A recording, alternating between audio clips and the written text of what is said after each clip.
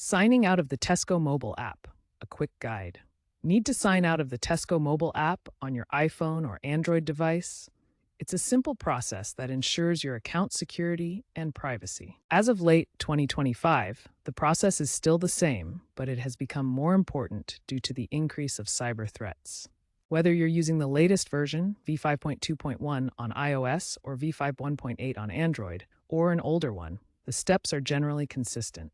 This video will show you exactly how to do it on both types of devices. Knowing how to sign out is a simple habit that thwarts 70% of potential breaches. On your iPhone, open the Tesco Mobile app and tap your profile icon, usually in the top right corner.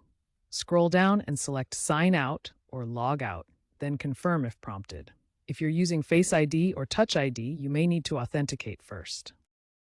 For Android, launch the app and access the menu via the hamburger icon or your profile picture.